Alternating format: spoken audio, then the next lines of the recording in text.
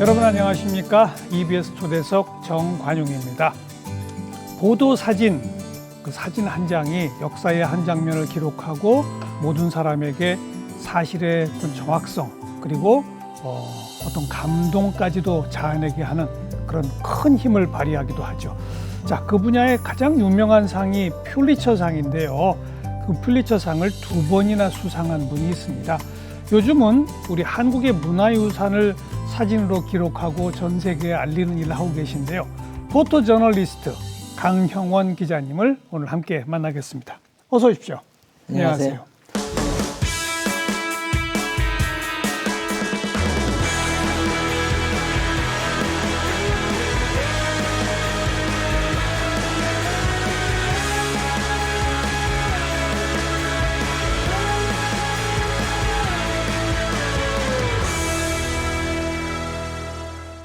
우리 강형원 기자님은 어린 시절 미국으로 이민 가셔서 미국에서 학교 졸업하고 미국 유수 언론사들에서 보도 사진 기자로 활동하셨던 그런 분이시죠? 네, 맞습니다. 근데 우리 스튜디오에 지금 여기 이 사진은 보도 사진은 아닌데요?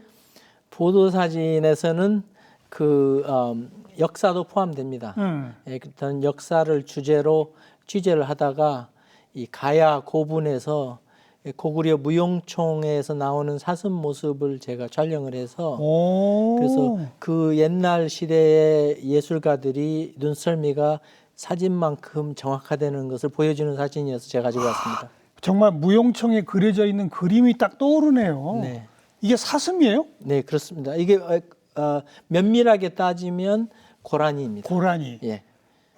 가야 고분 있는 데서 찍으신 사진이다. 네네. 언제 찍으셨어요? 지난해에 고령에 있는 가야 고분에서 이 삼국시대, 말만 삼국시대지 사실 가야까지 포함하면 사국시대인데 그 시대의 가야를 어떻게 영어문화권으로 스토리 할 건가를 제가 고민하면서 저녁 시간에 그 고분에서 이 명상을 하고 있을 때 느닷없이 후다닥 하고 고라니가 뛰어요. 예, 그래서 제가 본능적으로 스포츠 사진 찍는 그 실력으로 이걸 찍었습니다. 찍었더니 딱 보니까 예, 무용총에 있는 그 모습이 똑같게 나왔습니다. 요즘 하고 계신 일이 이런 일이로군요. 예, 그렇죠. 퓰리처상 2번이나 타셨다라고 했는데 우리 한국인으로는 유일한 거 아닙니까? 제가 최초로 그죠? 예, 1993년에 탔습니다. 그죠? 퓰리처상이 우선 어떤 상이에요? 예, 조셉 퓰리처라고 미국의 헐스트하고 퓰리처하고 이 신문왕들이 두 사람이 20세기 초반까지 서로 경쟁했는데 미국 20세기 초반에 신문왕의 한 명이군요. 그 당시에는 옐로우 저널리즘이라고 해가지고 이 사실과 가짜 뉴스가 막 난무하던 시대였는데 황색 언론. 예. 그런데 그 시대에 엄청나게 부를 축적해 놓고 돌아가시면서 언론에 기여하는 또 문학 예술에 기여하는 분들 상을 주라고 유언을 남겨놓고 가셔가지고 그걸로 해서 매년 봄에 미국의 신문에 발행되는 내용 중에서 독특하고 최초 보도하는 내용 중에서 우수한 내용을 선별해서 상을 주는 것이 퓰리처상입니다. 퓰리처상은 사진 분야가 따로 있고 기사 분야가 따로 있고 이렇습니까? 어떻습니까? 예, 분야가 여러 가지가 있습니다. 그래서 스팟 뉴스라고 하면은 예측하지 않았던 뉴스, 또 커뮤니티 뉴스 하면은 공동체의 뉴스, 또 사진 하면은 기획은 피처라고 하고 또 스팟 뉴스 하면은 또 사건이고 굉장히 여러 분야의 별로 상을 주는군요. 그 분야가 숫자가 이 시대에 따라서 계속 변하고 있습니다. 그래서 요즘에는 이제 멀티미디어라고 해가지고 또 그 분야 상도 추가로 늘어났습니다. 멀티미디어 분야도. 근데 우리들 기억 속에는 퓰리처상 하면 보도 사진 분야가 많이 떠올라요. 그렇죠. 그게 제일 좀 인상적이라 그런가 봐요. 그게 글로서 본 뉴스는 사람들이 기억하지 못하죠. 예, 그렇지만 사진은 한번 이 첫 인상을 주면은 영원히 갈 수 있기 때문에 아마 그래서 퓰리처상에서 사진을 사람들이 많이 기억하는 것 같습니다. 첫 번째 퓰리처상 타신 게 93년이라고 그랬고 그건 사실은 92년 LA 폭동 취재 사진으로 타신 거죠. 그렇죠.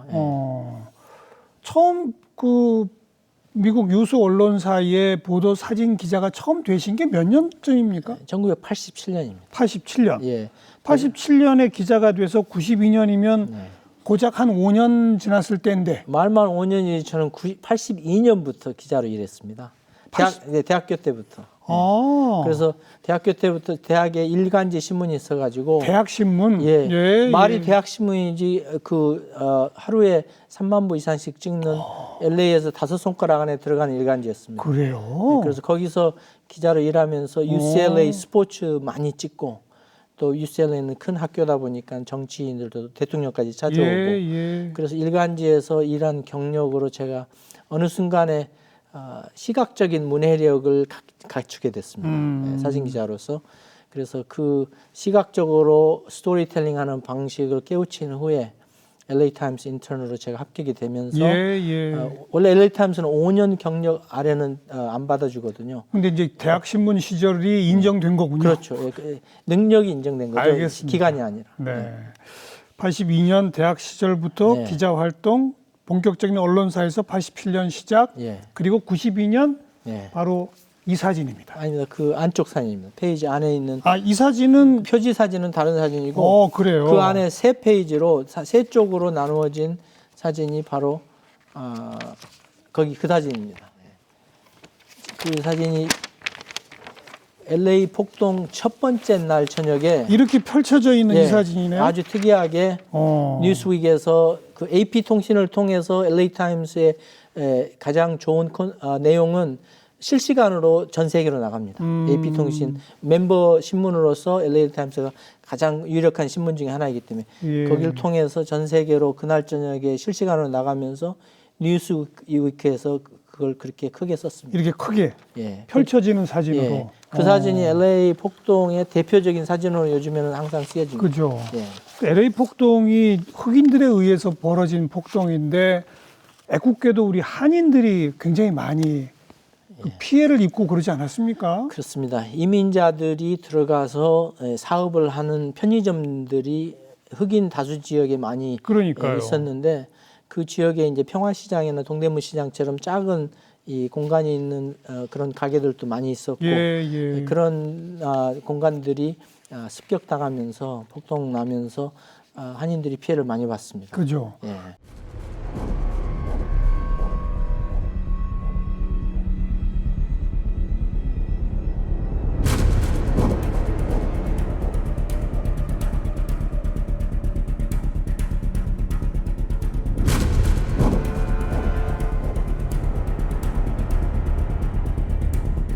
Supermarket. We come back live and getting out. When I entered the intersection, it was a mess. There were bricks everywhere. People attacked.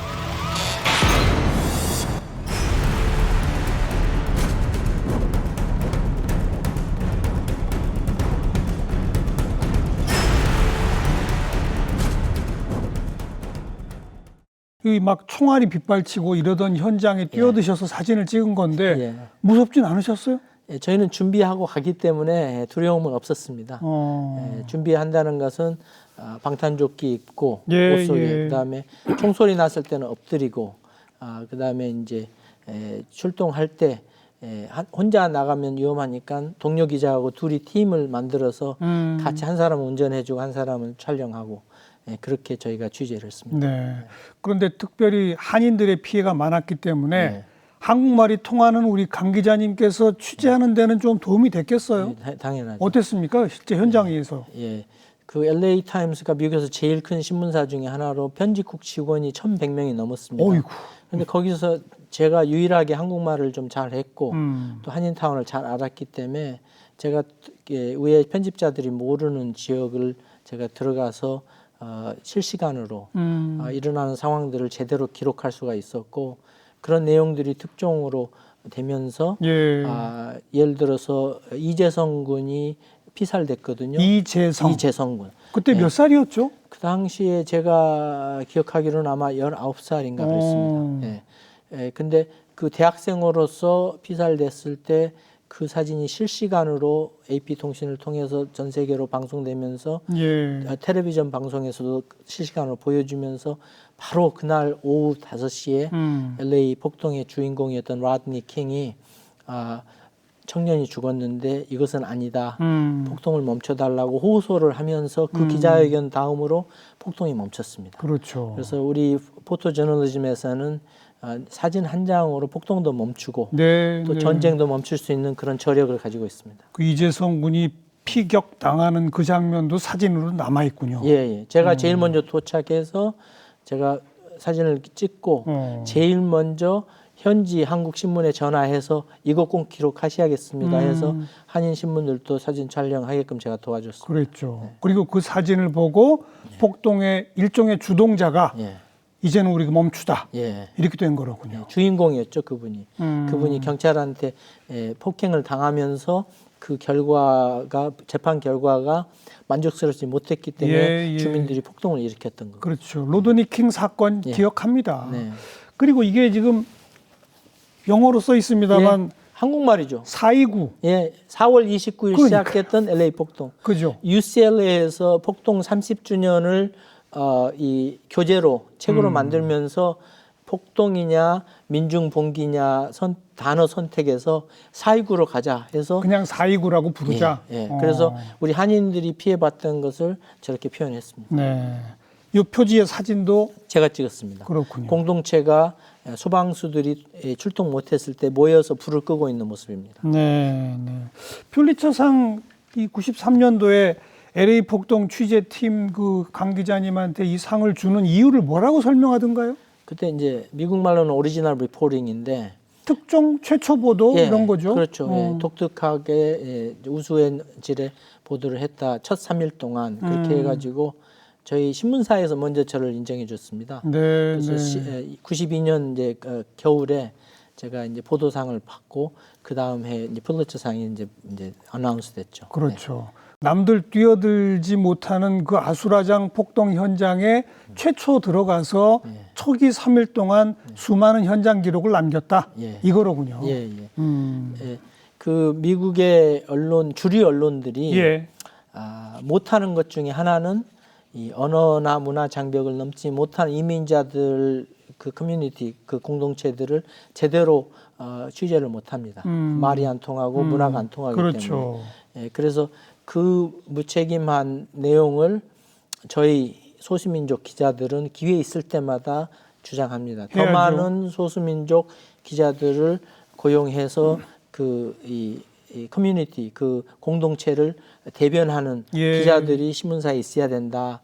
그런데 이제 LA 폭동이 바로 그 좋은 예죠. 이해가 되죠.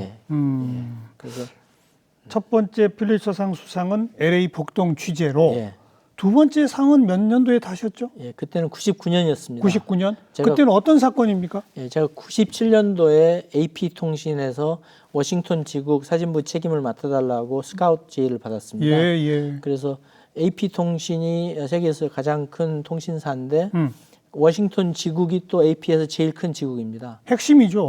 그래서 거기에 책임을 맡아달라고 그래서 제가 97년에 워싱턴으로 갔는데 마침 98년에 클린턴 루인스키 스캔들이라고 루인스키 스캔들이 그때 터졌습니다. 기억합니다. 그때 특검하던 케네스 스타 검사가 조사하다 보니까 클린턴 대통령의 불륜 내용이 드러났죠. 드러나면서 그 과정을 정치적으로 단죄하는 그 과정이 바로 클린턴 루인스키 스캔들이죠.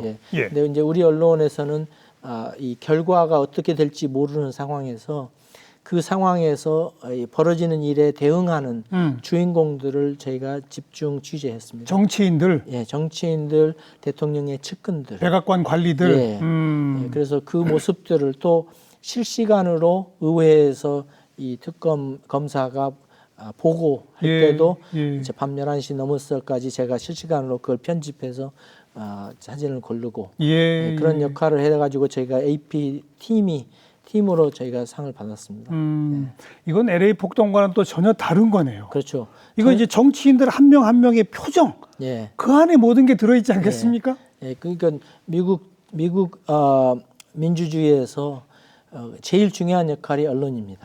그래서 행정부, 입법부, 사법부, 그다음에 언론인데 그렇죠. 그 언론에서 이 정치 주인공들의 위선을 매일매일 실시간으로 보도하는 게 우리의 책임이기 때문에 그렇죠. 그 역할을 저희가 잘 했다고 봅니다. 네. 방금 제가 표현했듯이 정치인 한 명 한 명의 표정이 네. 이 검사가 수사를 진행시키고 증거가 새로 드러나고 할 때마다 이렇게 변할 거 아니에요. 그렇죠. 네. 그걸 또 사진으로 보니까 다 보이던가요? 그럼요. 네. 네, 또 아시다시피 미국에서는 공인은 초상권이 없습니다. 예. 그러니까 정치인들이나 공인들은 공공 장소에서 저희들이 누구나 표현의 자유와 언론의 자유에 입각해서 취재를 할 수 있기 때문에 그렇죠. 실시간으로 그런 내용들이 보도되면서 그 자체가 나름대로의 스토리의 흐름을 그렇죠. 영향을 미치죠. 그렇죠. 예. 그걸 기록하고 남기신 공으로 또 퓰리처상을 타신 거네요. 그렇죠. 예. 저희 팀이 받았습니다. 어쨌든요. 예. 그 팀이든 뭐든 보도 제가 사진 지휘를 했고요. 보도 사진 기자, 포토 저널리스트로서 퓰리처상을 2번 탄 사람도 몇 없잖아요. 예. 그렇지 않습니까? 그 클린턴을 그렇게 집요하게 취재한 그 공 때문인지 백악관 사진 기자가 되셨더라고요. 언론사를 떠나서.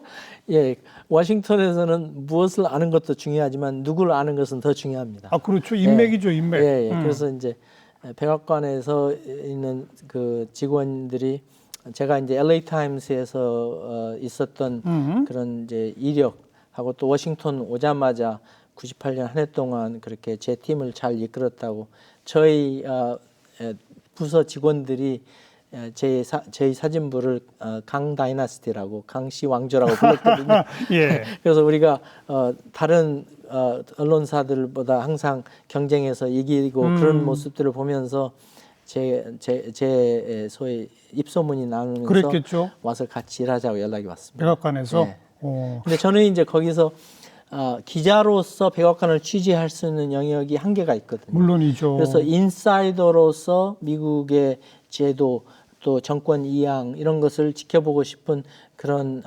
나름대로의 관심이 있었기 때문에 예. 그 당시에는 알고 부통령이 대통령 되리라고 누구나 믿고 있었기 때문에 엘고하고 아들 부시였죠? 예, 그죠? 예, 그래서 2000년도 두 분이 경쟁했을 때 알고 부통령이 대통령이 되시면 4년 아니면 추가 8년은 또 문제 없이 백악관에서 직원으로 일할 수 있겠다 해서 들어갔는데 그 플로리다에서 그 불량 투표 용지 때문에 그 문제가 일으키면서 대법원에서 대통령을 뽑아줬거든요. 맞아요. 그렇게 해가지고 부시 대통령이 되면서 또 엘고가 그리고 승복했죠. 예. 그 부시 대통령 워싱턴 도착하셔서 첫 번째 초상을 제가 찍었습니다. 네, 그리고 부시 행정부에서 이제 몇 달 일하면서 이제 다시 또 로이터스라고 로이터 통신 알죠.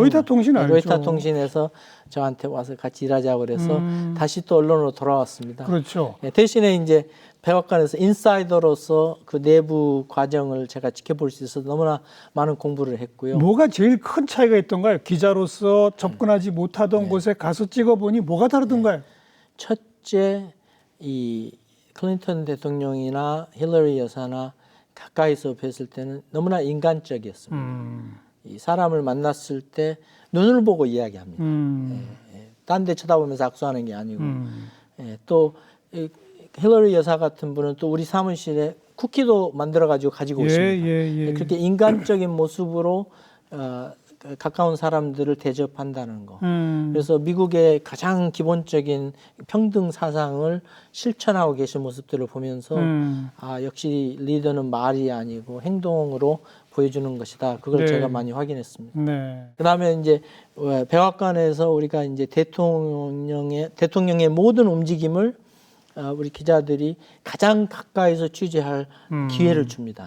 그래서 모터케이드 자동차 이 행렬이 20대 넘게 가는데 거기에서 핵심 차량 바로 뒤에 첫 번째 차량이 우리 사진 기자 차량입니다. 그래서 대통령이 차에서 내림과 동시에 저희는 이미 나와 있고, 그래서 언론이 접근할 수 있고 관찰할 수 있고 취재할 수 있는 그런 모든 권한을 아무런 막힘 없이 보장해주는 그 자신 있는 정치인의 모습, 그걸 보면서 역시 뭐라 그럴까요? 그 미국의 가장 기본적인 가치, 민주주의 힘, 민주주의의 힘에서는 언론 자유의 힘, 예, 또 항상 진짜 모습하고 책임감 있는 행동, 그 두 가지를 항상 지켜볼 수가 있었죠.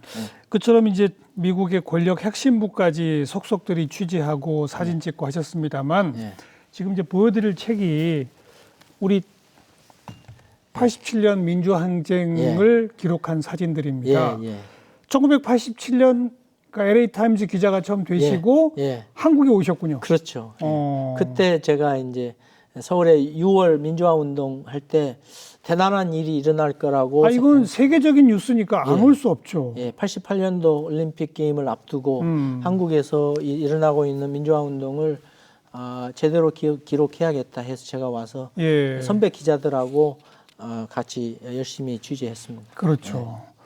그 87년 민주화 시위 현장은 또 조국에서 벌어진 일이니까 느낌이 남다르셨을 거 아니에요. 그렇죠. 그때 제 나이 24살이었는데 다 또래들이 앞에서 그래서 그러니까. 전경들이나 데모하는 학생들이나 다 제 또래였습니다. 그래서 제가 만약에 저희 부모님이 교육을 위해서 이민을 안 갔더라면 저도 저 양쪽 어느 부분에 제가 서 있었겠다 생각했습니다. 그죠. 그 현장에서 시위대들한테 오해도 받으셨다고? 그렇죠. 어떤 오해를 받으셨어요? 아니요, 제가 이제 머리가 짧고 또 복장이 뭐라 그럴까요? 양복을 입고 있지 않기 때문에 양복 안 입죠? 사진 기자들은 자유롭게 입죠. 편안한 신발 신고 있으니까 어디 갔는데 느닷없이 시위대에서 짭새라고 저한테 부르는 거예요. 경찰 혼합풀이라고. 그래서 막 저를 폭행을 막 하기 시작해가지고 저도 뭐 무술 조금 했으니까. 아니 보도 이후 저 완장 없었어요? 상관없습니다. 완장 차도? 왜냐하면 군중 심리에서 이 폭행을 할 때는 저도 뭐 싸우면 웬만큼 지지 않는데 기자가 사람을 때리면 안 되니까 자리를 피해가지고 제가 목숨은 건졌습니다. 그런 일도 있으셨고. 네.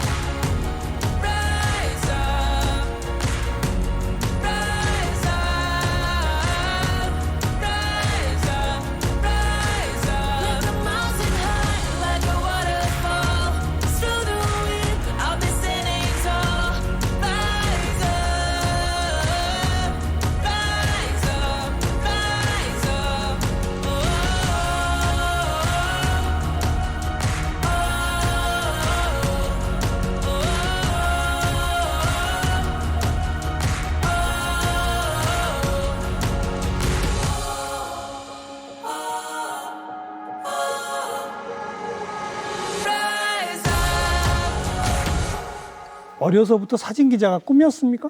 아닙니다. 저는 원래 물리학에 관심이 있었습니다. 그래서 고등학교 때 물리학에 심취해가지고 그 optics라고 그러니까 광학의 연구를 하다 보니까 이 광학을 실질적으로 시행하는 게 이 사진이었습니다. 그래서 그렇게 사진에 빠졌는데 UCLA에 가서 날마다 사진을 찍을 기회가 있다 보니까 거기에서 사진이 소통 언어로서 막강한 힘이 있다는 이 깨우침이 있어가지고 그래서 보도 사진을 하게 됐습니다. 아주 독특하네요. 저 공부는 정치하겠습니다. 근데 아무튼 물리학, 광학, 거기 그 광학을 실험해 보는 사진, 그러다 보니 사진 기자로.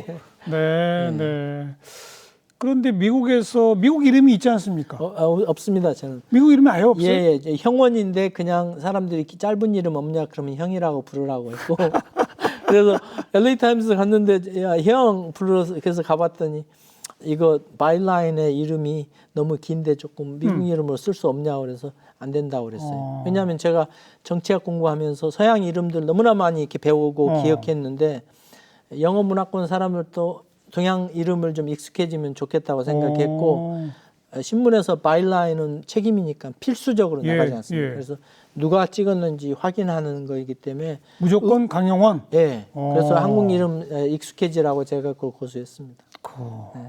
한국인으로서의 자부심이 바탕에 있는 거죠. 저희 자존감의 기본은 우리 정체성입니다. 그죠. 그래서 제가 그 정체성을 항상 생각하면서 살았기 때문에 말은 영어로 했지만 정체성은 항상 한국 사람으로 살았습니다. 네. 그 한국의 정체성을 유감 없이 또 발휘하신 사건이 진돗개 사건이라고 알고 있습니다. 예, 예. 진돗개가 미국에서는 무슨 맹견의 하나로 분류가 돼서 특별 관리 대상이 될 뻔하다가 예, 예. 우리 강 기자님 덕분에 바뀌었다고요? 예, 어떤 얘기입니까, 그게? 그때 제가 92년부터 LA에 그 진돗개들을 많이 수입해 왔습니다. 한국에서. 그런데 한국에서 싸움개로 쓰던 개들을 많이 팔았습니다. 근데 싸움개들은 보통 투견들? 투견들 근육질이고 이 잡종화 해가지고 등치도 크고 보기 좋습니다. 그래서 그런 개들 갖다 놓으니까 사고를 치는 거예요. 미국적 사람을 물고 막 이렇게 사람을 물고 사람 무는 것은 별로 문제가 많지 않았는데 주변 고양이 물어주기고 아이고. 동네 다른 개 만나면 싸우고 그래서 그런 개들을 키우면 미국에서 맹견 리스트에 올라가면은 집 보험을 안 들어주거든요. 보험회사에서. 그래서 그것을 우려했는데 제가 취재를 하다 보니까 순종 진돗개는 더 똑똑하고 덜 포악스럽고 그렇죠. 그렇다는 것을 제가 진도 섬까지 찾아가서 취재를 했습니다. 그래서 진도 전문가들 만나서 진도 섬에 가니까 개들이 묶여 있지도 않은데 서로 싸우지 않는 거예요. 예. 진도 가서 확인해보고 순종 모습들로 제가 사진으로 찍어서 키우면서 그 진돗개의 습성을 알렸더니 익혀가지고 그걸 제가 화보로 LA 타임스에 내보냈습니다. 그랬더니 그래서 맹견 이제 리스트에서 빠졌어요? 아니요, 맹견 리스트 안 올라간 거죠. 안 올라간 거죠. 왜냐하면 순종의 모습을 개의 모습으로 정의를 내렸습니다. 알겠습니다. 자, 그렇게 이제 다 정리하시고 한국으로 오셔서 프리랜서 포토 저널리스트로 활동하고 계신데 2020년에 한국으로 오신 이유는 뭡니까? 미국에서 이제 코비드-19 코로나가 시작하고 나서 사회가 마비됐습니다. 그런데 보니까 한국에서는 이걸 꽤 잘 처리하고 있는 것 같아요. 관리를 잘했죠. 그래서 한국 가면은 제가 그동안 계획했던 이 문화유산 취재를 할 수 있겠다 해서 제가 울주 군청에 전화해서 방구대 암각화 촬영하고 싶다. 반구대 암각화. 전화해봤더니 공문을 보내라는 거예요. 그래서 공문 보내서 그 촬영 허락 받고 또 경상북도 영천에 있는 세계 최초 신문 민간 인쇄 조보라는 신문 그 가지고 계신 그 영천 박물관에 전화해서 그거 미리 취재하겠다고 연락해놓고 이미 취재할 대상이 다 정해져 있었고요. 미리 제가 공부해가지고 왔습니다. 영어 문화권에서 제가 중학교 1학년부터 대학교까지 나올 때 한국 문명과 문화에 대한 내용이 너무나 부실하게 있었습니다. 그 시절은 더더욱 그랬겠죠. 그다음에 또 기자로 일하면서 33년간 주류사회에서 기자로 활동하면서 보면은 한국 문명에 대해서 전혀 공부를 안 한 거예요. 못했고 이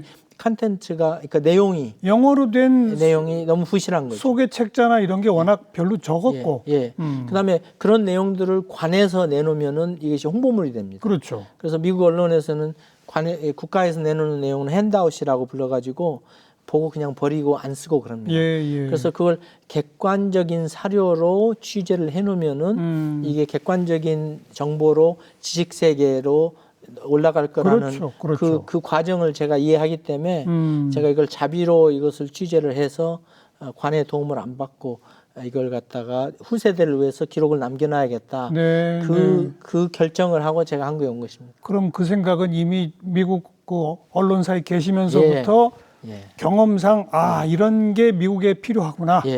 한국말을 하는 이 지식 세계에는 엄청난 내용이 있는데 그 내용이 영어로 표현되는 게 너무 적습니다. 그렇죠. 그 한국의 교육 제도 때문에 한국식 영어로 공부하면 또 영어로 미국식 영어로 못하고 그런 문제점이 있어가지고 제가 이걸 미국 기자 시각으로 객관적으로 저널리즘 방식으로 언론 방식으로 스토리를 이야기를 풀어서 보여주면은 사진으로 보여주면 이게 뭐야 그런 관심을 갖게 되면서 2세대나 입양아들이나 또 한국에 관심 있는 외국인들이 한국 문명에 대해서 접할 수 있는 기회가 있을 거라 생각하고 그 내용을 제가 기록하러 왔습니다. 그 대상은 우리 문화유산이고 문화유산을 사진으로 기록하고 그거에 대한 설명을 영어로 표현하고 예, 예. 이 책자도 제가 쭉 보니까 안에 표현이 한글과 영어가 다 같이 표현되어 예. 있거든요. 그렇죠. 한글이라는 문자가 엄청나게 훌륭하고 과학적인 문자인데 그걸 모르는 사람이 많기 때문에 제가 영어하고 동등하게 예. 내놨습니다. 그렇죠. 예. 후세대에 가서는 아마 한국말 공부하는 사람들한테 좋은 교재가 될 거라고 생각합니다. 그 한국의 문화유산 공부도 체계적으로 해 가시고 계실 텐데 예. 본인이 생각할 때 한국의 문화유산에 가장 좀 뭐 좋다고 할까, 아름답다고 할까, 의미가 있다고 할까, 어떤 문화유산들을 꼽게 됩니까? 제가 봐서는 그 세계 여러 문명들이 청동기 시대를 거쳤는데 예, 예. 유일하게 한국 땅에서만 발견된 청동 거울이 있습니다. 청동 거울. 예, 정문경이라고 하죠. 우리 국보인데 예, 봤습니다. 예, 정문경의 그 섬세한 머리카락보다도 더 가는 섬세한 문양으로 주조한 청동 거울을 다른 어떤 문명에서도 못 만들어냈는데 오. 우리는 만들어냈단 말입니다. 예. 근데 그게 이제 몇천 년 후에 771년에 만들어진 성덕대왕 신종을 보면은 그 18.9톤의 그 세계에서 가장 큰 이 동종을 그걸 주조 기술로 또 만들어냈어요. 성덕대왕 신종이면 에밀레종. 에밀레종이죠. 예. 그래서 그걸 그 옆에 표면을 보면은 예. 멋진 비천상이나 한자 글자, 동아시아의 초대 문자인 한자 글자를 주조해 가지고 글씨를 만들었단 말입니다. 근데 그 글자를 잘라서 활판 인쇄하면은 13세기 금속 활자 활판 인쇄가 나는 거예요. 아, 그런 셈이네요. 예, 그렇게 그런 이 시대적으로 일머리가 아주 뛰어난 장인들이 이 금속을 주조하는 기술을 계속 보여왔던 것이 제가 보니까 객관적으로 보여서 그런 내용들을 집필하면서 이 세계사에서 우리 한국 민족이 차지하고 있는 그 혁신적인 생각들이 시대적으로 가장 앞서간 부분이 너무나 많은 거예요. 그게 청동 거울에서 에밀레종에서 드러나더라. 예, 또 금속 활자까지. 금속 활자로. 예. 그래서 그 거기에다가 또 저는 이제 언론인 출신으로서 보니까 1577년에 선조 시대 때 30명의 언론인이 귀향을 간 사건이 선조실록에 나와 있습니다. 그래서 그걸 보니까 그때 찍어낸 신문이 조보라는 신문인데 관에서 만드는 필사치 조보가 아니라 활판 인쇄한 민간 조보였던 거예요. 거기에 보니까 그 내용들이 일간지 성격을 띈 내용들이 있습니다. 예를 들어서 어제 저녁에 구름이 껴서 해성을 관측 못했다. 그걸 오늘 신문에 씁니다. 일간지죠. 일간지죠. 예, 또 왕이 바깥에서 내일 정사가 있다. 그러니까 요즘으로 말하자면 최고 지도자가 내일 행보가 무엇이 있다라고 그런 정보력을 가진 신문을 1577년에 대한민국에서 만들어냈다는 게 이게 대단한 언론적인 역사적인 유물이 돼가지고 이것도 민간에서 또 그 사람들 찍었다고 선조가 귀향을 보냈어요. 30명을 사용은 안 시키고. 그러니까 최초 언론 탄압 사태도 있었고. 그래서 참 그것도 활판 인쇄에서 목 인쇄하고 그다음에 금속 인쇄, 활자 인쇄하고 그 두 가지 다 표현이 되고 그런 걸 봤을 때 대단한 역사를 가지고 있는 민족이라는 것이 그런 구체적인 스토리를 그런 이야기를 제가 풀어가면서 얘기하면서 이 금속 활자 인쇄뿐만이 아니라 신문 역사에서도 세계적으로 앞서갔던 분들이 우리 조상들이었다는 거 이런 것을 제가 객관적으로 확인할 수 있었어요. 그리고 그걸 기록으로 남기고 영어를 통해 전 세계에 알리고 지금 그 일을 하고 계신 거군요. 지금 꼽아주신 청동거울, 에밀레종 또 뭐 조보 그때 조금 아까 제가 소개해드린 이 책의 표지는 반가사유상의 뒷모습입니다. 왜냐하면 반가사유상이 미륵상인데 미륵은 구세주란 말인데요. 그 통일 신라 시대 때 미륵 반가사유상이 만들어질 시기에 그 미륵이라고 자기 자신을 부르고 믿었던 화랑들이 전쟁터로 나가면서 자기 몸을 불사르면서 자기 가족들을 국가에서 영원히 보호해 준다는 그 믿음, 신념을 가지고 나갈 때의 모습이라고 이 학자들이 저한테 해석을 해주는데 제가 시각적으로 봤을 때는 반가사유상의 뒷모습이 소년의 모습인 거예요. 그 바로 시각적으로 확인이 되는. 그래서 그 소년의 몸매 모습을 그래서 확인이 되기 때문에 제가 그렇게 촬영을 했습니다. 그 아까 왜 한국에 오시자마자 암각화, 예. 반구대 암각화 취재 허락 받으신다고 예. 했다고 그랬잖아요. 예. 근데 그거는 어디선가 의뢰를 받으셨다고요? 아니요. 저건 울주 반구대 암각화가 말이 너무 길어서 예. 대곡천 암각화로 고유명사를 지금 통일했습니다. 예. 대곡천 암각화가 전 세계에 있는 많은 암각화 중에서 특이하게 고래 사냥, 포경 기록들이 있어가지고 그걸 제가 너무나 특이해서 스토리로 풀어서 칼럼을 썼는데 그 내용을 보고 플로리다에 있는 등대 박물관에서 연락이 왔어요. 플로리다 등대 박물관. 예. 그 등대의 불을 예. 수년간 고래 기름으로 불을 켰었대요. 그런데 고래 사냥한 기록은 아무데도 없는데 한국의 암각화로 있다고 그 사진을 좀 보내달라고 해서 제가 보내줬더니 그걸 전시해놨다고 네. 사진 찍어서 보내왔습니다. 예. 자기네들도 과거에 고래 사냥해서 그 기름으로 등대를 운영했을 텐데 예. 관련된 기록이 없다. 그렇죠. 그래서 우리 땅에 살던 옛날 사람들이 예. 그 바위에 그걸 그려놨다는 건 그 시대의 그림이고 현대로 얘기하자면 사진 아니겠습니까? 그래서 그 그림 자체가 유물이 되고 또 알겠습니다. 그걸 제가 또 멋지게 사진을 찍어서 이 전 세계에 알리다 보니까 그게 지금 현재 유네스코 세계 등재 신청해놨는데 그렇죠. 아마 도움이 될 겁니다. 네. 방금도 그 칼럼을 읽고 플로리다 등대 박물관에서 연락이 왔다고 그랬는데 칼럼 읽고 연락 온 곳이 또 파리의 무슨 미술품 수집가한테서 연락이 온 건 뭡니까? 예. 70년대부터 한국 미술품을 수집했던 수집가가 그 독일에 있는 경매장에서 청동고를 봤는데 제 칼럼에 나온 정문경하고 너무나 흡사하다고 자기가 구입한 것을 미국 크리스티 경매장에 보여줬더니 최소한 100에서 150만 불로부터 시작하면 경매 낼 수 있다고. 근데 이것을 한국 문명이 주변 문명하고 차별화되는 이 특징을 가지고 있기 때문에 이건 한국에 돌아가는 게 마땅하다고 자기가 나이가 80세인데 자기한테 한국에서 이런 공로를 인정해주면 명예학위를 주면은 이걸 한국에 주겠다라고 저한테 연락해 와서 실제로 우리 선조들이 만든 청동거울이 맞는 거군요. 예, 그래서 그걸 제가 이 숭실대학교 학예사님한테 보여줬더니 숭실대학교에 있는 정문경하고 아주 흡사하다고 관심이 보이셔가지고 그래서 제가 지금 여러분한테 이것을 누가 이것을 받을 건가 지금 여러분한테 얘기해놓고 있습니다. 네, 그럼 이제 그건 한국으로 오겠네요. 예, 어느 박물관이나 국가에서 이걸 받아들이겠다면 이제 올 수 있습니다. 그 수집가분도 아주 대단하신 분이네. 고맙네요, 아주. 네. 그리고 지난 2022년 문화체육부에 그동안 찍으신 우리 문화유산 사진 100점 지적재산권을 기증해 버리셨어요. 예. 누구나 다 써라 이거죠? 인터넷 시대에는 디지털 내용으로 우리 문화유산, 우리 문명의 흔적이 많이 존재하면 존재할수록 우리의 발자취가 이 세계사에 많이 남기 때문에 당연하죠. 여러 사람들이 부담 없이 갖다 쓰라고 기증했습니다. 다 기증하셨어요? 네. 그럼 좀 2000년 이후에는 한국에 오셔서는 자비로 문화유산 찍고 기록하고 알리고 책 출판하시고 하는 일을 그냥 혼자 하고 계신 거 아니에요? 그렇습니다. 그리고 지적재산권도 기증해 버리시고 참 어떻게 뭐 사시는 데는 어려움이 없으십니까?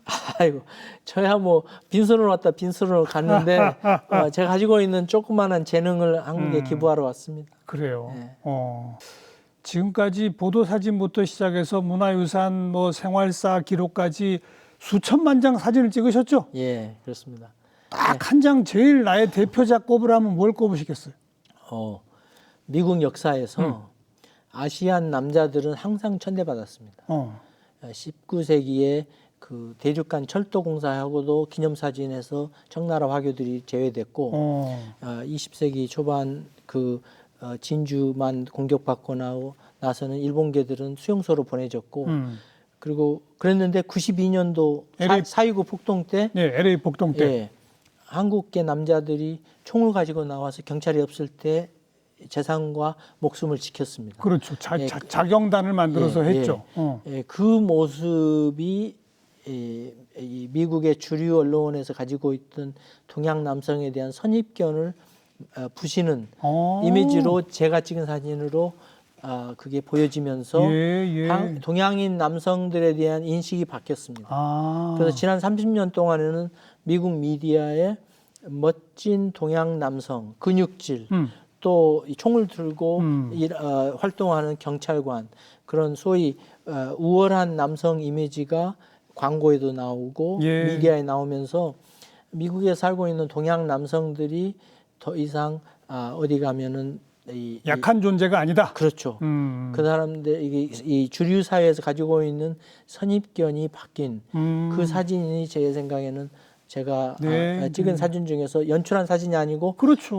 뉴스 상황에서의 사진이었는데 오히려 그게 역사를 바꾸는 그런 사진이 되었습니다. 총을 들고 가족을 지키는 동양 남자의 모습이 주류 언론에 처음 등장한 거네요. 그렇죠. 한 번도 미국 언론에 보던 적이 없다. 그렇죠. 항상 미국 영화에서 옛날 영화 92년 전 영화 보시면 항상 백인한테 당하는 모습, 비굴한 모습, 그런 소위 편견을 나름대로 미디어에서 할리우드에서 보여주고 있었죠. 그걸 극복하는 첫 계기가 됐다. 그렇죠.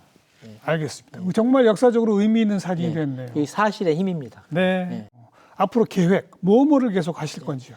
한국 사람의 정체성은 한국말 하는 한국 음식 먹는 전 세계에 있는 한 8천만인데 그분들이 21세기 초반에 어떻게 살고 있고 어떠한 모습으로 어디 존재하는지 우리 문명의 흔적들을 차근차근 제가 여력이 닿는 대로 가서 사진으로 기록해 놓고 이걸 칼럼으로 남겨놓을 계획입니다. 그러니까 우리 옛날 선조들의 문화유산뿐이 아니라 오늘날 한국 사람들이 살고 있는 모습도 중앙아시아의 고려인, 사할린에 있는 우리 민족의 무덤들, 또 이 규슈 지역에 있는 마한 유적, 또 미국에 있는 아시아를 떠나서 가장 많이 살고 있는 한국 사람들의 모습, 그런 이 한국 사람들의 발자취를 전 세계에 있는 발자취를 이걸 기록해 놓는 게 이게 미래 세대가 어떻게 변할지 모르는 정체성에서 21세기 초반에는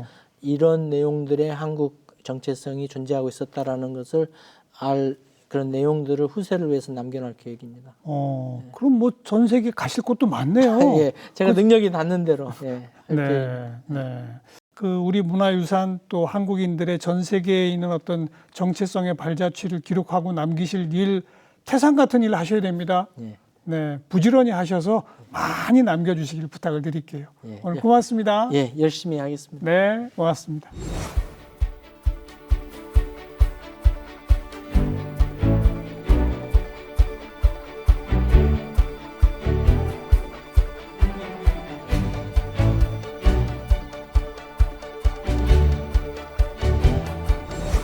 한 장의 사진이 그 사실의 힘으로 역사를 바꾸기도 하고 시대 분위기도 바꾸기도 한다는 점 오늘 새삼 배운 것 같습니다. 다음 시간 또 뵙죠. 안녕히 계십시오.